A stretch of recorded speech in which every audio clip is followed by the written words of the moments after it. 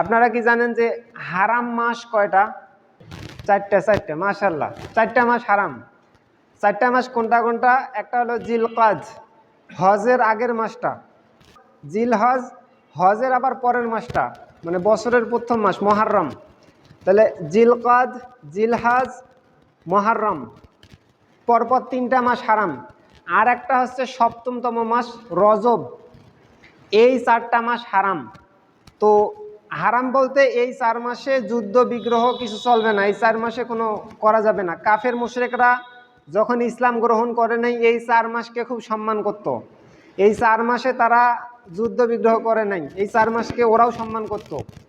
তো সেই সময় কোরাইশরা যদিও সম্মান করত, কিন্তু তারা তো আর ইসলাম মানে না, তারা তো আল্লাহকে মানে না। তারপরে ওরা এই হারাম মাসে এই যুদ্ধ সংগঠিত করছে, এই হারাম মাসে এই যুদ্ধ করছে। করার কারণে এই যুদ্ধের নাম হয়ে গেছে ফিজার, মানে দুষ্টদের যুদ্ধ। তো আমরা যদি আর রাহিকুল মাখতুম পড়ি দেখি যে ওইখানে বলা হচ্ছে যে রাসূল সাল্লাল্লাহু আলাইহি ওয়াসাল্লাম এই যুদ্ধে অংশগ্রহণ করছেন, এই যুদ্ধে অংশগ্রহণ করে তার চাচাদেরকে তীর এগিয়ে দিছিলেন। কিন্তু ডক্টর আকরাম জিয়া সিরাহ নাববিয়া সহিহাত, সেখানে তিনি বলতেছেন, গালিব স্যার তার বইয়ে উল্লেখ করতেছেন সিরাতুর রাসূল সাল্লাল্লাহু আলাইহি ওয়াসাল্লাম, যে রাসূল সাল্লাল্লাহু আলাইহি ওয়াসাল্লাম এই যুদ্ধে অংশগ্রহণ করে নাই আর করতেও পারে না। কেন? আল্লাহ তাআলা তাকে যাবতীয় পাপ থেকে তাকে বিরত রাখছিলেন আগের জীবনেও। যাবতীয় পাপ, হারাম মাসে যুদ্ধ, এটা কিন্তু পাপ। হারাম মাসে যুদ্ধ বিগ্রহ করা এটা পাপ। আল্লাহ কোরআনে বলছেন, সূরা বাকারা 217 নম্বর আয়াতে যাবেন, আল্লাহ তাআলা জিজ্ঞেস করতেছেন যে, বলতেছেন যে ইয়াসআলুনাকা আনিশ শাহরিল হারামি কিতালিন ফিহি, তোমাকে জিজ্ঞেস করে এই হারাম মাসগুলোতে যুদ্ধ করা কেমন কাজ, তোমাকে জিজ্ঞেস করে, তুমি বলো কুল কিতালুন ফিহি কাবির, এই মাসগুলোতে যুদ্ধ করা হচ্ছে বড় পাপ। তো রাসূল সাল্লাল্লাহু আলাইহি ওয়াসাল্লাম সেই যুদ্ধে অংশগ্রহণ করতে পারে না, এটা এরা বলতেছে। কেন? আল্লাহ তাআলা কিন্তু আগ থেকে তাকে সমস্ত পাপ থেকে বিরত রাখছেন। তার পালক পুত্র হচ্ছে যায়েদ বিন হারেস। তিনি তাকে নিয়ে একবার কাবা তাওয়াফ করতেছিলেন। তাওয়াফ করার সময় যায়েদ বিন হারেস একটা মূর্তির গায়ে হাত দিছে। পালক পুত্র তিনি মূর্তির গায়ে হাত দিছেন। রাসূল সাল্লাল্লাহু আলাইহি ওয়াসাল্লাম নিষেধ করলেন, মূর্তি নাড়া যাবে না, স্পর্শ করা যাবে না, নাড়া যাবে না। তো তিনি ভাবলেন যে ইনি কি সত্যি আমাকে নিষেধ করলেন, মানে ইনি বুঝলেন না তেমন। তো আবার প্রমাণ করার জন্য যায়েদ বিন হারেস তিনি আবার কি করলেন, আবার মূর্তিটাকে স্পর্শ করলেন। রাসূল সাল্লাল্লাহু আলাইহি ওয়াসাল্লাম আবার নিষেধ করলেন, না নাড়া যাবে না। তিনি বলছেন যে নবী সাল্লাল্লাহু আলাইহি ওয়াসাল্লাম নবুয়ত পাওয়া পর্যন্ত আর আমি জীবনে মূর্তিকে স্পর্শ করি নাই। আর রাসূল সাল্লাল্লাহু আলাইহি ওয়াসাল্লাম জীবনে মূর্তি স্পর্শ করে নাই নবুয়তের জীবনের আগে। দেখেন, তিনি মদ পানকারীদের সঙ্গে থেকেছেন কিন্তু জীবনে মদ পান করেন নাই। মদ পানকারীদের সঙ্গে ছিলেন, জীবনে মদ পান করে নাই। মূর্তির আশপাশে ছিলেন কিন্তু জীবনে মূর্তি স্পর্শ করে নাই নবী সাল্লাল্লাহু আলাইহি ওয়াসাল্লাম। মূর্তির নামে জবহ করা কোনো প্রাণী তিনি জীবনে খান নাই। এগুলো সহিহ হাদিস দ্বারা প্রমাণিত। এই হচ্ছে আমাদের নবী সাল্লাল্লাহু আলাইহি ওয়াসাল্লাম। তো ফিজার যুদ্ধ, এই ফিজার যুদ্ধ হওয়ার কারণে হারাম মাসে হয়েছে, আবার হারাম এরিয়া হয়েছে, কাবা শরীফের আশপাশ হারাম এরিয়া। এইখানে হওয়ার কারণে তিনি খুব ব্যথিত হয়েছেন। তো আর একটা কাহিনী ঘটছিল ঠিক একই সময়ে। জুবাইদ নামে, ইয়ামেনের জুবাইদ নামে একটা স্থান থেকে একজন ব্যক্তি আসছেন, একজন লোক আসছেন মক্কাতে ব্যবসা করার জন্য। তো যখন ব্যবসা করার জন্য মক্কায় আসছেন, মক্কার একজন কাফের ছিল, নাম হচ্ছে আস বিন ওয়াইল সাহমি গোত্রের লোক। তো তিনি ওই লোকটার কাছ থেকে ব্যবসায়িক পণ্য ক্রয় করছেন, ব্যবসা তার কাছ থেকে কিনছেন।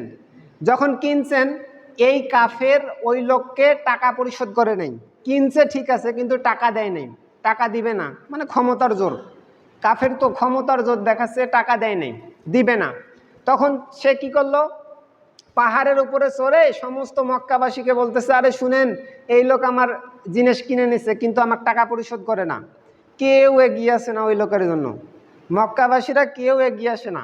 তখন রাসূল সাল্লাল্লাহু আলাইহি ওয়াসাল্লাম যখন বিষয়টা দেখলেন, রাসূল সাল্লাল্লাহু আলাইহি ওয়াসাল্লামের একজন চাচা ছিলেন জুবাইর বিন আব্দুল মুত্তালিব, জুবাইর। তো তিনি কি করলেন, তার চাচার মাধ্যমে একটা পরামর্শ বৈঠক বসালেন আব্দুল্লাহ বিন জুদআনের ঘরে। সেই সময়ের একজন নেতা। তো তিনি পরামর্শ সভার বৈঠক করে তিনি সবার পরামর্শ মোতাবেক তিনি কয়েকটা, রাসূল সাল্লাল্লাহু আলাইহি ওয়াসাল্লাম কয়েকটা চুক্তির কথা বললেন।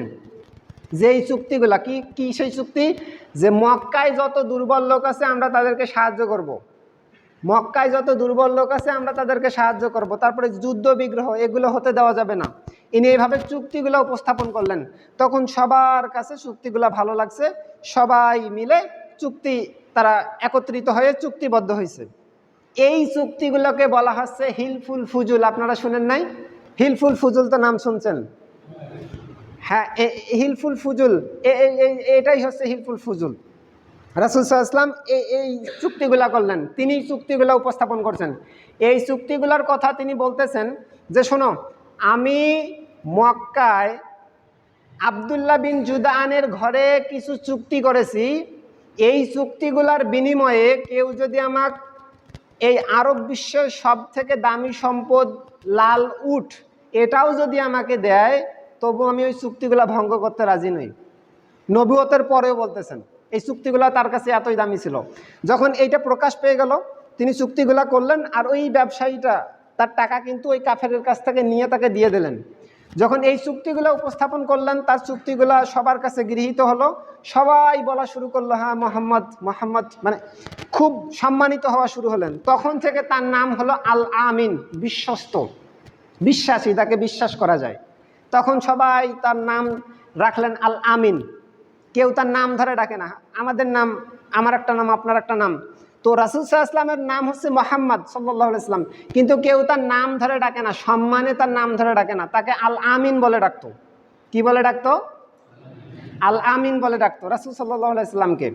তো এই আরেকটা ছোট্ট কাহিনী, যখন সবার কাছে পরিচিত হয়ে গেল যে আল আমিন মুহাম্মদ সাল্লাল্লাহু আলাইহি ওয়াসাল্লাম, তো মক্কায় একজন মহিলা ছিলেন, নাম হচ্ছে খাদিজা রাদিয়াল্লাহু তাআলা আনহা।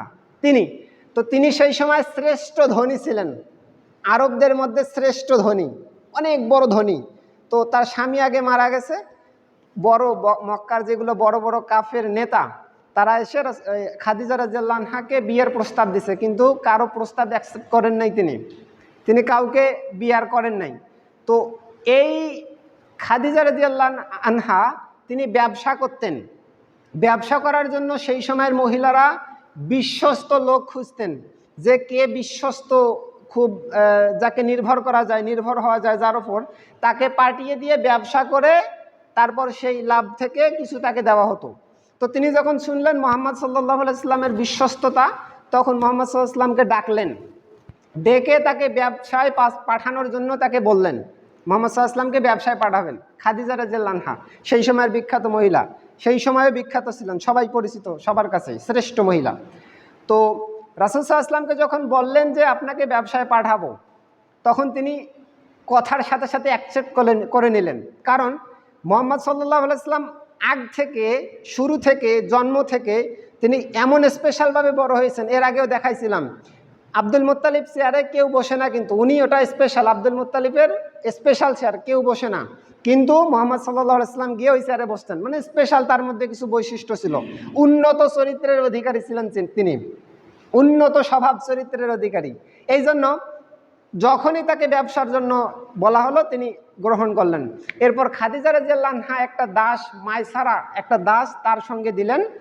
রাসূল সাল্লাল্লাহু আলাইহি ওয়াসাল্লাম এবার ব্যবসা করতে গেলেন। ব্যবসা করে যখন আসলেন, এসে দেখা গেল খাদিজা রাদিয়াল্লাহু আনহা হিসাবপাতি করলেন, দেখা গেল যে অন্য কাউকে দিয়ে ব্যবসা করলে যে লাভ হয়, মুহাম্মদ সাল্লাল্লাহু আলাইহি ওয়াসাল্লামকে ব্যবসা করতে গিয়ে তার ডাবল লাভ হয়েছে। এখন ওইখান থেকে আবার যে পণ্যগুলা ক্রয় করে আনছে, এই পণ্যগুলো আবার তিনি খাদিজা রাদিয়াল্লাহু আনহা মক্কায় বিক্রি করলেন। এখান থেকেও দেখা গেল এখানেও ডাবল লাভ হয়েছে। তখন তিনি মুহাম্মদ সাল্লাল্লাহু আলাইহি ওয়াসাল্লামের প্রতি আসক্ত হলেন, মানে একটু এনার প্রতি আসক্ত হলেন, মানে বিয়ের জন্য। তখন তিনি নিজের বান্ধবী নাফিসার মাধ্যমে তাকে বিয়ের প্রস্তাব দিলেন। বিয়ের প্রস্তাব দেওয়াতে রাসূল সাল্লাল্লাহু আলাইহি ওয়াসাল্লাম চাচা অভিভাবক আবু তালিব, তার কাছে অনুমতি নিয়ে রাসূল সাল্লাল্লাহু আলাইহি ওয়াসাল্লাম খাদিজা রাদিয়াল্লাহু আনহাকে বিয়ে করলেন। বিয়ের সময় রাসূল সাল্লাল্লাহু আলাইহি ওয়াসাল্লামের মোহর ছিল 20টা উট। কয়টা উট? 20টা উট ছিল রাসূল সাল্লাল্লাহু আলাইহি ওয়াসাল্লামের মোহর।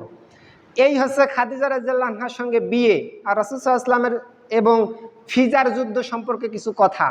তো এই খাদিজা রাদিয়াল্লাহু আনহার গর্ভে কিন্তু রাসূল সাল্লাল্লাহু আলাইহি ওয়াসাল্লামের সমস্ত সন্তান হয়েছে।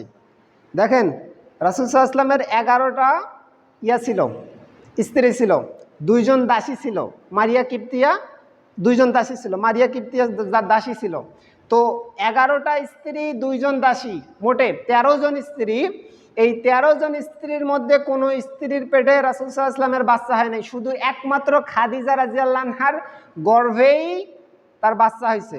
রাসূল সাল্লাল্লাহু আলাইহি ওয়াসাল্লামের 7টা সন্তান, একটা সন্তান শুধু হয়েছে মারিয়া কিপ্তিয়া দাসীর, ওই মারিয়া কিপ্তিয়ার গর্ভে। বাকি যে 6টা সন্তান, সব সন্তান হয়েছে খাদিজা রাদিয়াল্লাহু আনহার গর্ভে। সুবহানাল্লাহ। এটা হচ্ছে রাসূল সাল্লাল্লাহু আলাইহি ওয়াসাল্লামের সঙ্গে খাদিজা রাদিয়াল্লাহু আনহার বিয়ের প্রেক্ষাপট।